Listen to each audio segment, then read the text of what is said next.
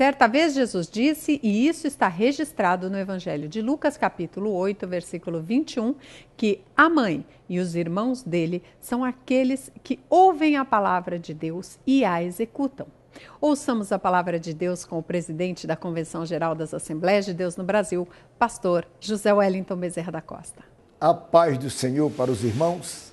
Eu queria convidá-lo para que você abrisse a sua Bíblia na carta escrita pelo apóstolo São Paulo aos irmãos que estavam em Roma.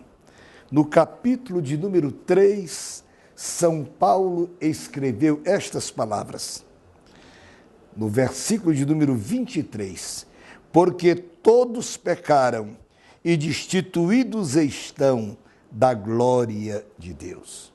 Meus amigos, meus queridos telespectadores, é muito comum entre nós, as pessoas, distinguirmos os nossos amigos e aquelas pessoas que de nós se aproximam pela sua classe social. Às vezes até pela roupa que veste, pelo pergaminho que ele tem, pelo anel que ele tem no dedo, pela casa que ele mora, pelo carro que ele usa. Enfim, nós procuramos a distinguir as pessoas de acordo com a sua classe social. Mas quando eu olho para a palavra de Deus, eu vejo que Jesus, ele igualou toda a humanidade em um só pedestal. Jesus disse, todos pecaram e destituídos foram da glória de Deus. Nesta palavra eu compreendo, meus irmãos e meus amigos, que para Jesus não existe um pecador pequeno e um pecador grande, um pecado pequeno ou um pecado maior. Pecado para Jesus é pecado. E ele então iguala a todos, dizendo, todos pecaram e destituídos foram da glória de Deus. Ora, o ministério de Jesus, ele foi voltado inteiramente para os pecadores. Em um certo banquete, quando alguém estava criticando a Jesus porque ele comia e assentava-se junto aos pecadores, Jesus foi muito enfático, ele disse, eu vim para salvar os pecadores. Os sãos não precisam de médico, e sim os doentes. Pois bem, senhores, todos pecaram. Pensemos um pouquinho, senhores, porque toda criatura, ou todo pecador, ou todo transgressor, ele tem uma oportunidade diante de Deus para reaver a sua comunhão com Deus. Deus, o Senhor, ao enviar Jesus, ele mandou para que ele viesse como intermediário entre nós, os homens pecadores, e Deus, o Santo do céu. Jesus veio para nos reconciliar com o Pai. Pois bem, esta oportunidade, meu amigo, é sua.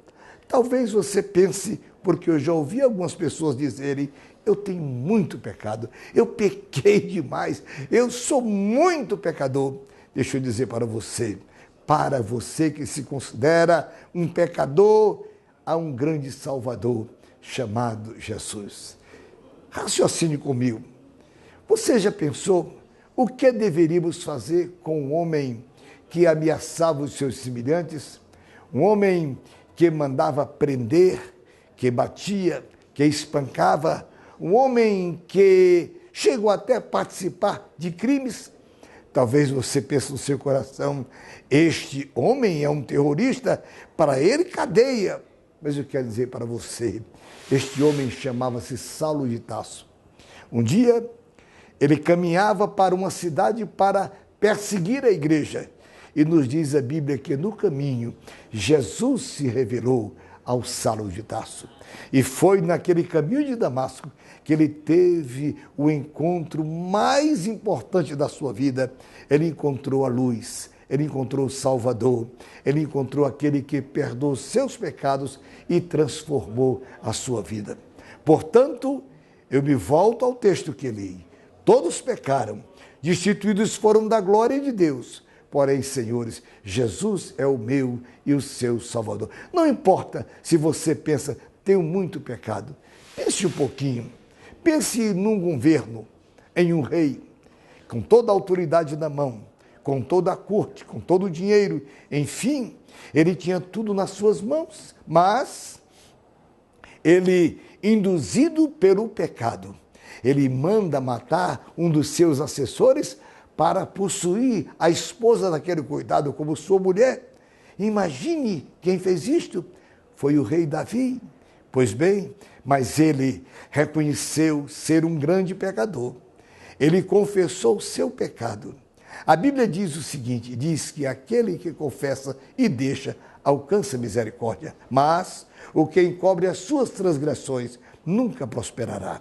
Davi confessou ser, na verdade, ele o autor daquele assassínio, o autor daquele crime de adultério. Pois bem, Jesus, o nosso Deus, perdoou.